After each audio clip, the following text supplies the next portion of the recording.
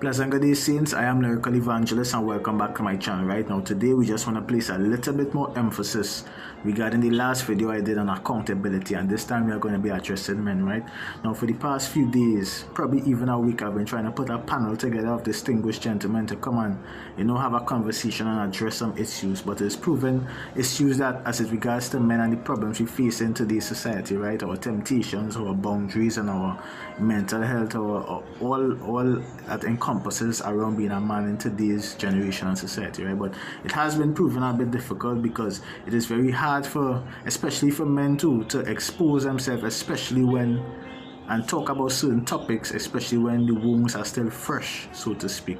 The wounds haven't been healed as yet, so it is very hard to unloose the bandages and let everybody see that part of you that is decaying, or that part of you that is, So we are still praying about it, we are still discussing what topics and things, but as it regards, we are going to be talking about why it is men cannot commit, why it is we are hopping from women to women, why it is we are afraid to talk about our issues, why it is men struggle with mental health issues and they are afraid to speak about it. What is the stigma about speaking about it?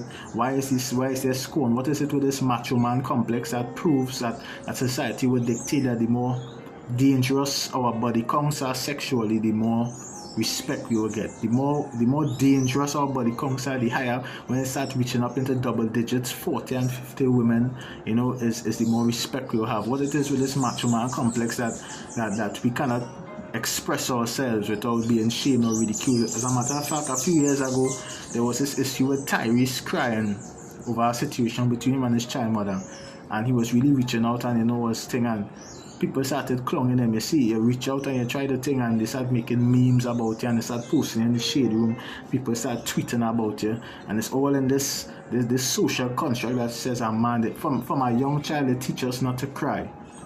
You see that it is something that is feminine, something that a man shouldn't wipe your tears, and then we replace those emotions with anger. So now they are shocked and they are surprised when there's a stabbing or when there are shootings, and why there's a high influx of gangs in a city or area. And this is not just confined to my country. I live in Trinidad and Tobago. This is not just confined to my country. This is everywhere around the world. Men are treated, our emotional needs are not being met. And we are told to forsake that and replace it because it is not manly.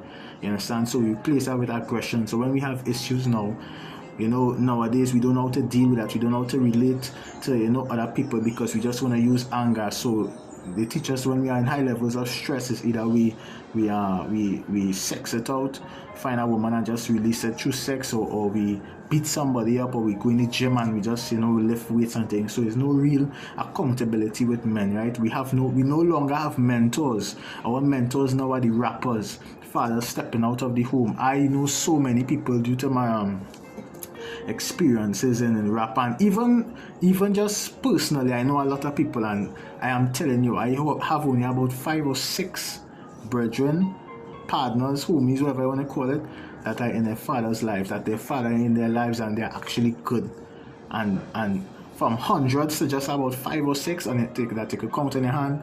That's not right. This is indeed an epidemic, and there's certain things men struggle with. Men struggle with many things, certain things, mental health. We can't talk about it because we are seen as weak. This macho man complex that you must never reach out to anybody, you must never think. So we're gonna, as I said, the panel is gonna be discussing certain things.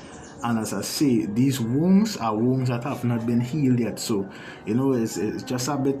Bear with us, keep us in prayer, and we're gonna have this discussion because this discussion needs to be had, especially with younger folks. The older folks won't do it, to the younger folks that come out and start talking about it. We need to start praying about it, and we need to drive out the spirit that is infecting us men. Because once the enemy can divide the home, he has already won the war. Now you need to understand, once the enemy can divide the home, he has already won the war. When a man could no longer talk to his woman or be one with his woman, the two shall become one.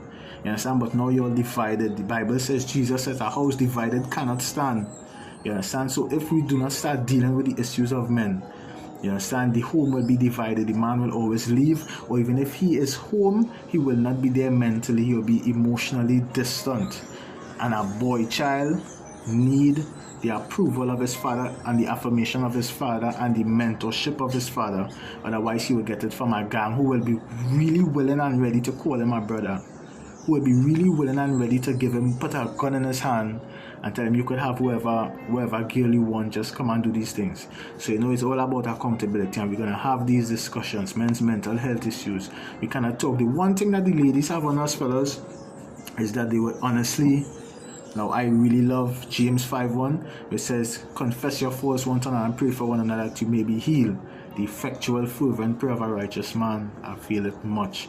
Now they would come together and they would talk about their issues, and there's a therapy and there's a healing in discussing it and praying. I have never seen a group of men come together and do that. So I try to accommodate that in some of my circles, but it's still, it's still kind of taboo because men do really.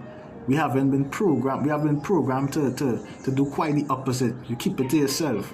You know what I'm saying? You keep it to yourself and work it out, as I say. Find a girl, have sex, get stressed out, or go to the gym, or just beat somebody up and get it out of your system, and that's it. No real methods to alleviate the problem and to get rid of the problem completely, to obliterate that issue. It's just quiet patch up, just a bandage here and there. Can't put a bandage on a stab wound or a bullet wound. You understand what I'm saying? So it's just these little things we need to be discussing and talking about.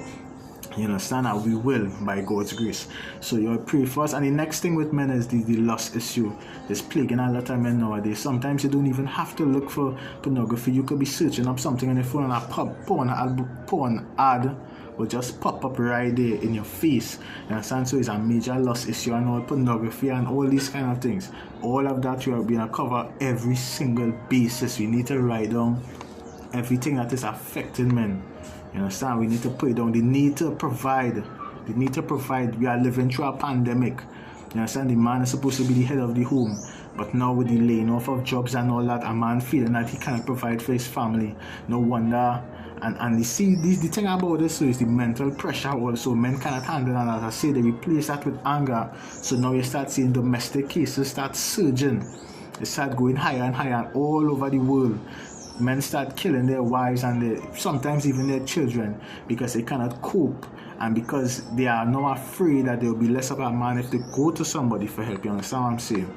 So we as young people need to come together. As I said, we're putting together this panel and we're going to discuss this, right? So you all have a blessed day.